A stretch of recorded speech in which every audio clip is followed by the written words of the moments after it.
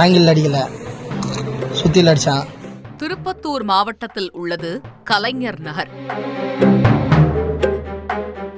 குழந்தைகள் ஓடி ஆடி விளையாடிக் கொண்டிருந்த சத்தத்தை மட்டுமே கேட்டு பழகிய அந்த தெரு சம்பவத்தன்று போலீசாரின் பூட்ஸ் சத்தத்தால் நடுங்கி போயிருந்தது. அந்த பகுதியே போலீசாரின் விசாரணை வளையத்துக்குள் கொண்டு வரப்பட்டது. மொத்த காவலர்களும் அணிவகுத்து வர காரணம் அங்கு நடந்த ஒரு கொலைவெறி தாக்குதல். அவன் பேனர் கம்பில் தான் அடிச்சான், ஆங்கிள் அப்படின்றான். அதில் அடிச்சானா சுத்தியில் அடிச்சானா? சுத்தியா? யார் அவர், எதற்காக இந்த இரத்த களரி என்பதை அறிந்து கொள்ள செய்தியாளர் செங்குட்டுவனோடு களத்தில் இறங்கியது நம் குற்றச்சரித்திர குழு.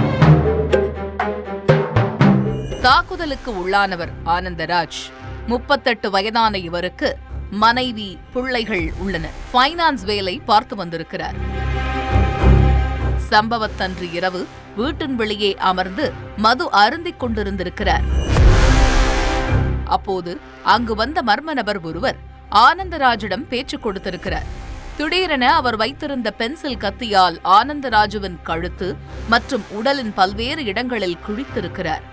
மது குடித்துக் கொண்டிருந்தவர் எழுந்து சுதாரித்துக் கொள்வதற்குள் அந்த மர்ம நபர் சுத்தியலால் தலையில் பலமாக அடித்துவிட்டு அங்கிருந்து தப்பிச் சென்றிருக்கிறார். ஆனந்தராஜன் அலறல் சத்தம் கேட்டு அங்கு வந்த அக்கம் பக்கத்தினர் அவரை பத்திரமாக மீட்டு திருப்பத்தூர் அரசு மருத்துவமனையில் சேர்த்திருக்கிறார்கள். ஆனால் ரத்தம் அதிக அளவு வெளியேறியதால் அவரை உயர் சிகிச்சைக்காக கிருஷ்ணகிரி மருத்துவமனைக்கு அனுப்பி வைத்திருக்கிறார்கள். ஆனந்தராஜ் கொடுத்த வாக்குமூலத்தின் அடிப்படையில் இந்த பயங்கரத்துக்கு காரணம் அவரின் ஆருயிர் தோழன் சிலம்பு என்பது தெரிய வந்திருக்கிறது. சிலம்பு ஃபர்ஸ்ட் நீ அடிச்ச அவன் பேனர் கம்பில் தான் அடிச்சான், ஆங்கிள் அப்படின்றான். அதில் அடிச்சானா சுத்தியில் அடிச்சானா? சுத்தியா? ஆங்கிள் அடிக்கல, சுத்தியில் அடிச்சான். 38 வயதான சிலம்புவுக்கு திருமணம் முடிந்து மனைவி மற்றும் பிள்ளைகள் உள்ளனர். பெயிண்டராக வேலை பார்த்து வந்திருக்கிறார். இவரும் இதே பகுதியில்தான் சிறுவயது முதலே ஒண்ணும் மண்ணுமாய் சுற்றி வந்திருக்கிறார்கள். இருவரும் அவ்வப்போது ஒன்றாக சேர்ந்து மது குடிப்பதும் வழக்கம். இந்நிலையில்தான் ஆனந்தராஜன் சகோதரியோடு ஆருயிர் நண்பன் சிலம்புவுக்கு திருமணத்தை மீறிய உறவு இருந்திருக்கிறது. இந்த விஷயம் அரசல் புரசலாக ஆனந்தராஜன் காதுகளை எட்டியிருக்கிறது. ஆனாலும் நண்பன் தனக்கு துரோகம் செய்ய மாட்டான் என நினைத்திருக்கிறார். இந்த சூழலில்தான் இருவரும் சேர்ந்து மது குடிக்கும் போதெல்லாம் பழைய மாதிரி இருக்காமல் சிலம்பு தனியாக சென்று போனில் பேசி வந்திருக்கிறார். இது ஆனந்தராஜன் சந்தேகத்தை கிளப்பியிருக்கிறது. நண்பனின் நடவடிக்கைகளை கண்காணிக்க தொடங்கியிருக்கிறார். ஒரு கட்டத்தில் சிலம்பு தனது சகோதரியோடு தகாத உறவில் இருப்பதை உறுதிப்படுத்தியிருக்கிறார். நண்பனின் இந்த துரோகம் அவரின் மனதில் ஈட்டியை இறக்கியிருக்கிறது. சம்பவத்துக்கு 2 நாட்களுக்கு முன்பு சிலம்புவை நண்பன் என்ற முறையில் அதட்டிக் கண்டித்திருக்கிறார்.